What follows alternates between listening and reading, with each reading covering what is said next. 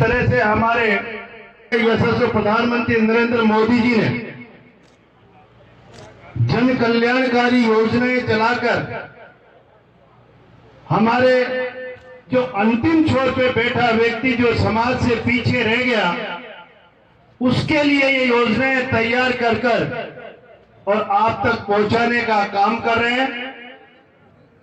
कि उनका विजन और उनका सोच है कि मेरा हिंदुस्तान विकसित हिंदुस्तान बने और उसके लिए मैं जब तक इस सफलता को प्राप्त नहीं कर पाऊंगा, जब तक मेरे लोगों को जो हमारी समाज में पीछे रह गए उनको मैं आगे नहीं लाऊं, जब तक सफलता नहीं पाऊंगा। इस उद्देश्य को लेकर यशस्वी प्रधानमंत्री जी ने जो आज आपके सामने जो योजनाओं का लाभ मिल रहा है वो हमारे यशस्वी प्रधानमंत्री जी की देन है। मैं बहुत बहुत आभारी हूं उनका। और आज इस कार्यक्रम में आने से पहले मैं अंबेडकर भवन के शिलान्यास और यहाँ पर आपके डिप्टी ऑफिस जो खुला है इसके लिए भी मैं हमारे यशस्वी मुख्यमंत्री भजन लाल जी का बहुत बहुत आभारी हूं कि उन्होंने यहाँ पे डिप्टी ऑफिस खोला। इसके लिए मैं उनका बहुत बहुत आभारी हूं। और मैं इस मंच के माध्यम से आप सभी को कहना चाहूंगा कि जितनी भी अपनी जन कल्याणकारी योजनाएं हैं हमारी केंद्र सरकार के द्वारा या हमारे राज्य सरकार के द्वारा जो चल रही है उन योजनाओं को हम धरातल तक पहुंचाएं। इसके लिए मैं निवेदन करना चाहूंगा हमारे सभी जनप्रतिनिधियों को, सभी हमारे अधिकारियों को, और इसमें सबके सहयोग, सबका सहयोग जरूरी है कि हमारा जो भी कोई भाई इन योजनाओं से वंचित रह रहा है उस तक इस योजना को पहुंचाकर उसको लाभ प्राप्त करवाएं। जब तक ये योजनाएं धरातल तक नहीं जाएगी, जब तक उन अंतिम छोर पे बैठे व्यक्ति तक वो योजना नहीं पहुंचेगी तो हमारे यशस्वी प्रधानमंत्री जी का सपना पूरा नहीं होगा। वो रात दिन इस बात की चिंता करते हैं कि मेरी महिलाएं कैसे, मेरे युवा कैसे, मेरा गरीब कैसा, मेरा किसान कैसा।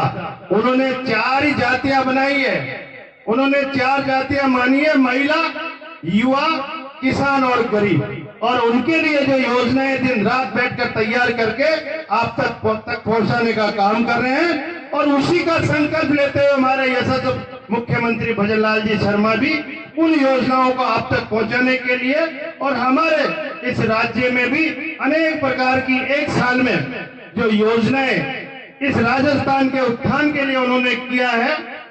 आपको पता है हमारे जब हम छोटे छोटे थे, जब से हमारी मांग थी कि कभी हमारे इन तालाबों में कोई नदियां जुड़ के पानी आए और उस पानी को लाने के लिए आज समझौता करके डीपीआर तैयार करके आने वाले भविष्य में पहुंचाएंगे तो यशस्वी भजन लाल जी शर्मा जी पहुंचाएंगे।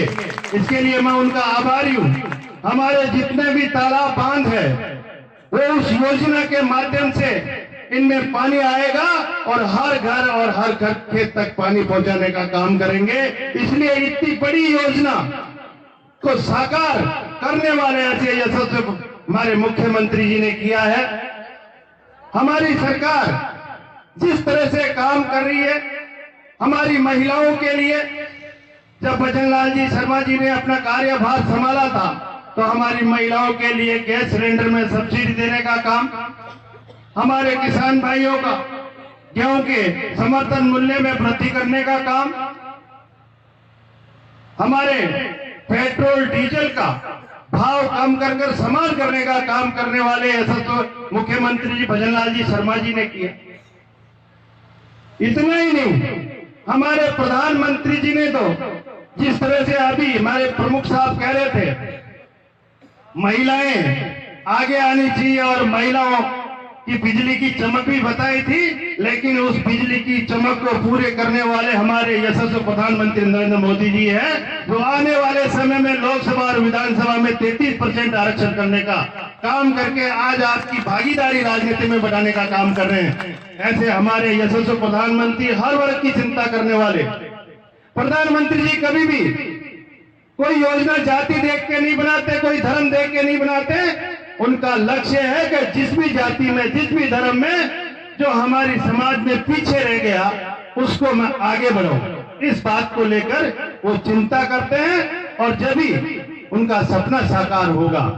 इसलिए हम सबको सहयोग देना है।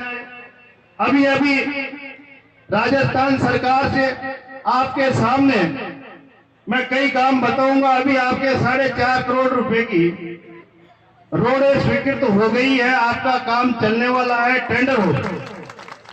आपके 2.25 करोड़ रुपए की नगर पालिका में आपकी रोडें बन रही है, ये स्वीकृति आपके सामने टेंडर है। इसलिए काम हम करेंगे और काम वही करेंगे जो सबके लिए जरूरी है, जो सबके हित का काम हो, सार्वजनिक काम हो। निश्चित रूप से हमारी राज्य सरकार संकल्पित है कि हर गांव, हर हरियाणा में जो सुविधाएं मिलनी चाहिए, जो लाभ मिलना चाहिए, वो उन तक पहुंचे। इसके लिए हम सब मिलकर काम कर रहे हैं।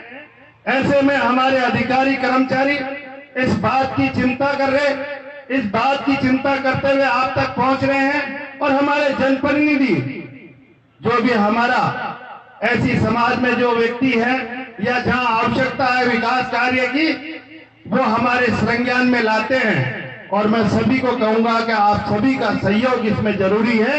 सभी मिलकर एक सामाजिक समरसता बनाते हुए सब सहयोगात्मक भावना से हम काम करें और इस तरह के लड़ाई झगड़ों से दूर रहकर और एक सामाजिक समरसता का आप परिचय देने का काम करें। मेरा आपसे निवेदन यही रहेगा।